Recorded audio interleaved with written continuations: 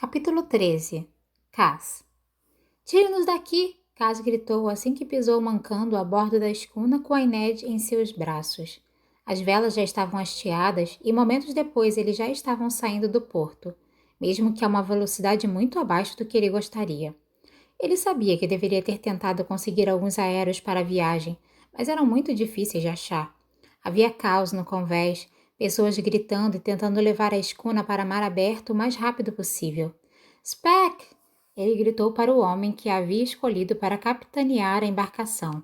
Um marinheiro com talento para o trabalho com facas que tinha passado por maus bocados e que acabou empacado nas posições mais baixas da hierarquia dos Dregs. Coloque sua tripulação para trabalhar direito antes que eu comece a quebrar crânios. Speck ameaçou uma saudação militar, mas se controlou.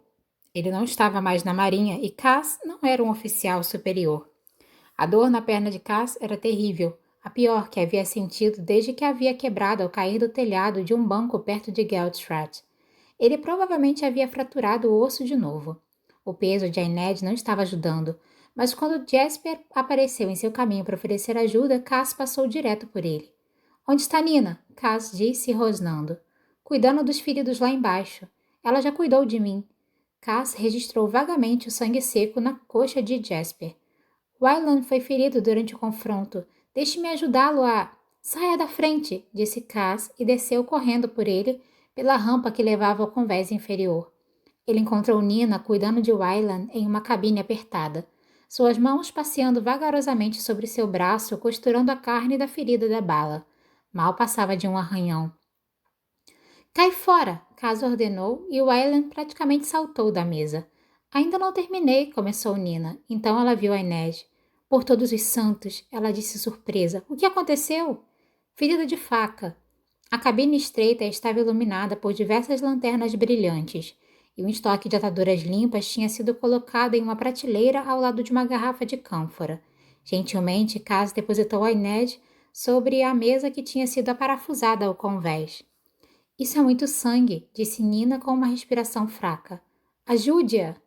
Cass, eu sou uma sangradora, não uma legítima curandeira. Ela morrerá antes de encontrarmos uma. Comece a trabalhar. Você está bloqueando a luz. Cass recuou para a passagem. A Inês repousava totalmente imóvel na mesa. Sua pele marrom luminosa estava pálida sob a luz bruxuleante da lamparina. Ele estava vivo graças a Inês. Todos eles estavam. Tinham conseguido lutar para sair de um beco sem saída, mas somente porque ela havia evitado que fossem cercados. Cass conhecia a morte. Podia sentir sua presença no navio agora, pairando sobre eles, pronta para levar sua espectro. Ele estava coberto com o sangue dela. A menos que possa ser útil, saia daqui, disse Nina sem olhar para ele. Está me deixando nervosa. Ele hesitou, então recuou, batendo os pés por onde tinha vindo, parando para roubar uma camisa limpa de outra cabine. Ele não devia estar abalado desse jeito por conta de uma rixa nas docas, ou mesmo por conta de um tiroteio, mas ele estava. Algo dentro dele se sentia desgastado e despreparado. O mesmo sentimento de quando ele era um garoto, naqueles primeiros dias desesperados após a morte de Georgie. Diga que está arrependido. Essas foram as últimas palavras de Ainette para ele. Arrependido do quê? Havia tantas possibilidades, milhares de crimes, milhares de zombarias estúpidas. No convés, ele respirou fundo do ar marinho, observando o porto e Ketterdam desaparecerem no horizonte. O que diabos acabou de acontecer? Jasper perguntou. Ele estava inclinado sobre a balaustrada, o rifle ao lado. Seu cabelo estava despenteado, as pupilas dilatadas. Ele parecia quase bêbado, ou como se tivesse acabado de descer da cama de alguém. Ele sempre ficava com essa aparência depois de uma briga. Helvar estava curvado sobre a balaustrada, vomitando. Não era um marinheiro, pelo visto. Em algum momento, eles precisariam acorrentar as pernas dele novamente. Nós fomos emboscados, Wyland disse de seu posto elevado no convés da proa. Sua manga estava puxada para cima e ele corria os dedos sobre o ponto vermelho onde Nina tinha cuidado de seu ferimento. Jasper lançou um olhar fulminante para Wyland. Tutores particulares da universidade? E é só isso que o garoto tem a dizer. Nós fomos emboscados. Wyland enrubesceu. Pare de me chamar de garoto. Nós temos praticamente a mesma idade. Você não vai gostar dos outros nomes que posso inventar para você. Eu sei que fomos emboscados. Isso não explica como eles sabiam que estaríamos lá. Talvez Big Bolliger não fosse o único espião dos Pontas Negras entre os Drags.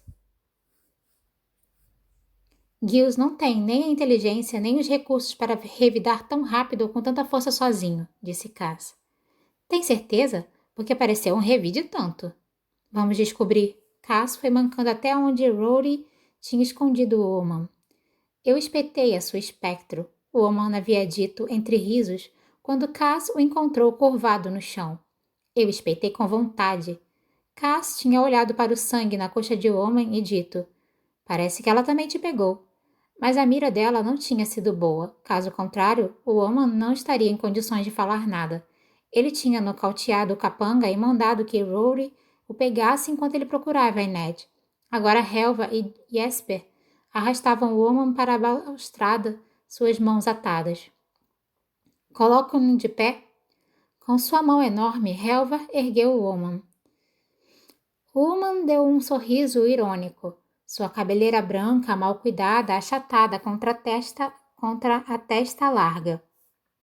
Por que não me conta o que mobilizou tantos pontas negras hoje à noite? Disse Cass. Te devíamos uma. Um confronto em público com armas e um bando de 30 homens. Duvido. Onan riu dissimuladamente. Giles não gosta de ser derrotado. O cérebro de Giles cabe na ponta da minha bota, e Big Bolliger era sua única fonte dentro dos Dregs. Talvez ele... Cass o interrompeu. Quero que reflita com bastante cuidado agora, Onan. Giles provavelmente acha que você está morto, então não há regras de negociação aqui. Posso fazer o que quiser com você. Onan cuspiu no rosto dele. Cass pegou um lenço no bolso de seu casaco e limpou cuidadosamente o rosto. Ele pensou em Ained deitada imóvel sobre a mesa, seu peso leve em seus braços. Segurem-no, ele disse a Jesper e ao Fierdano. Cass sacudiu a manga do casaco e uma faca para abrir ostras surgiu em sua mão. Ele mantinha sempre pelo menos 2 facas escondidas em algum lugar de suas roupas. Essa ele nem contava, para falar a verdade. Uma lâmina pequena, precisa e vingativa. Ele fez um corte elegante por sobre o olho de Oman, da sobrancelha até a maçã do rosto. E antes que Oman conseguisse puxar o ar para gritar, ele fez um segundo corte na direção oposta, um X praticamente perfeito. Agora, Oman estava gritando. Cass limpou a faca, devolveu-a à sua manga e enfiou os dedos enluvados na cavidade ocular de Oman. Ele gritava horrivelmente e se contorcia enquanto Cass arrancava seu olho, a base arrastando uma raiz ensanguentada. Sangue jorrava sobre seu rosto. Cass ouviu Aylan vomitando. Ele lançou o globo ao mar e enfiou seu lenço encharcado de cuspe no buraco onde antes havia o olho de Oman. Então ele agarrou a mandíbula de Oman, suas luvas deixando rastros vermelhos no queixo do capanga. Suas ações eram suaves, precisas, como se ele estivesse dando as cartas no Clube do Corvo ou abrindo uma fechadura fácil. Mas a raiva que ele sentia era ardente, insana e desconhecida, como se algo dentro dele tivesse saído do lugar. Preste atenção, ele disse entre dentes, seu rosto a centímetros do de Onan. Você tem 2 opções. Você pode me dizer o que eu quero saber, e o deixamos no próximo porto com os bolsos cheios de moeda suficiente para você ser costurado e comprar uma passagem de volta a Kerk, ou eu tiro o outro olho e repito essa conversa com um homem cego. Foi só um serviço? Oeman balbuciou. Giles recebeu 5.000 krugs para reunir todos os pontas negras. Nós chamamos alguns gaivotas navalha também. E por que não levaram mais homens? Por que não dobrar as chances? Imaginamos que vocês estariam no barco quando ele explodisse. Nós só precisaríamos dar conta dos retardatários. Quem os contratou? Oeman vacilou, mordendo o lábio, ranho escorrendo do nariz. Não me faça perguntar de novo, Oeman, disse Cass calmamente. Seja lá quem for, não é capaz de te proteger agora. Ele vai me matar. E eu vou te fazer desejar estar morto, então pode ponderar essas 2 opções. Pekka Rollins. Woman soluçou. Foi Pekka Rollins. Mesmo sentindo seu próprio choque, Cass percebeu o efeito do nome em Jasper e Wylan. Helva não sabia o bastante para se sentir intimidado. Pelos santos, lamentou Jasper, estamos tão ferrados. Rollins está liderando sua própria equipe? Cass perguntou a Woman. Que equipe? Para a esquerda? Eu não sei de equipe nenhuma, só tínhamos que impedir vocês de saírem do porto. Entendo. Preciso de um medic. Pode me levar para o medic agora? É claro, disse Cass. Por aqui. Ele pegou o Woman pela lapela e o içou do chão, segurando seu corpo contra a balaustrada. Eu te disse o que você queria. Woman gritou, se debatendo. Fiz o que você pediu. Apesar de seu aspecto corpulento, ele era mais forte do que dava para perceber. Uma força selvagem como a de Jasper provavelmente havia crescido no campo. Cass se inclinou de modo que ninguém mais pudesse ouvir o que ele dizia. Minha espectro me aconselharia ter misericórdia, mas graças a você, ela não está aqui para te defender. Sem outra palavra, Cass lançou o Woman ao mar. Não! Wylan gritou, debruçando-se sobre a balaustrada, seu rosto pálido, os olhos atordoados procurando Woman nas ondas. Os apelos do capanga ainda eram audíveis enquanto seu rosto mutilado sumia de vista. Você disse que se ele ajudasse. Quer dar um pulo lá embaixo também? Perguntou Cass. Wylan respirou fundo como se inspirasse coragem e disparou. Você não vai me jogar no mar. Você precisa de mim. Por que as pessoas continuam dizendo isso? Talvez, disse Cass, mas não estou em um momento muito racional. Jasper colocou a mão no ombro de Wylan. Deixe pra lá. Isso não é certo. Wylan, disse Jasper, dando-lhe uma pequena sacudida.